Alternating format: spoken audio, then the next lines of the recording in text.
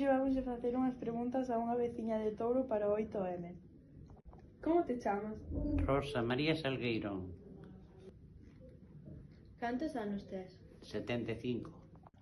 Onde naciches? Pois nacín aquí en Touro, nunha aldea que se chama Barral, aí ao lado da Iglesia Vella.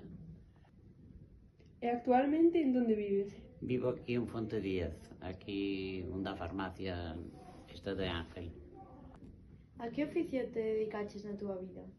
Pois mira, eu empecé moi nova, con 15 anos marchei para Barcelona, ali traballei nunha fábrica de hilaturas, estuve 9 anos alá, e despois vin e caseime con un señor daqui que tiña unha parada de taxis.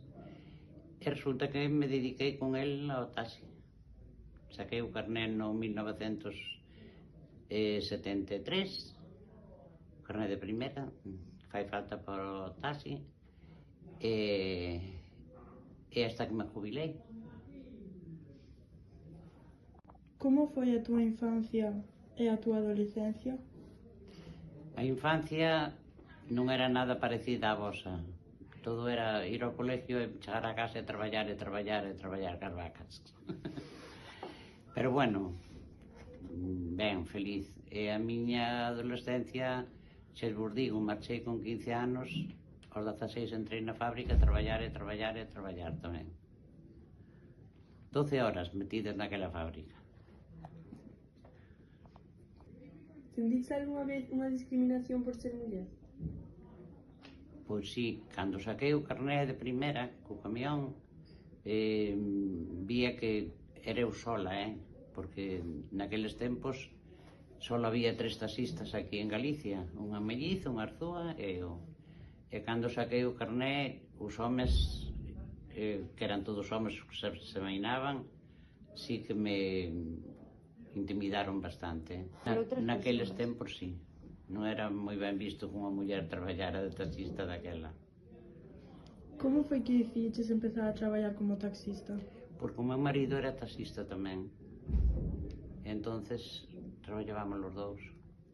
Tiveches algunha dificultade en compaxinar a túa vida laboral coa túa vida familiar? Bastante. É que antiguamente agora non che deixan ir os críos no coche, pero as miñas fillas criáronse no coche comigo. Iba a facer un viaxe e levabas comigo sempre. Recomendacións che gustaría darnos a xente nova? Pois a ver, primeiramente, ser boas personas. Sendo boas personas chegas a todos os lados. Segundo, prepararse moito, porque a vida que atravesamos hoxe non é de antes. Antes había traballo para todos, pero agora se non estás ben preparada non é iso. E o terceiro, traballar, se queres seguir para diante. Pois moitas gracias por prestarnos este tempo. Gracias. Vale, de nada, chicas.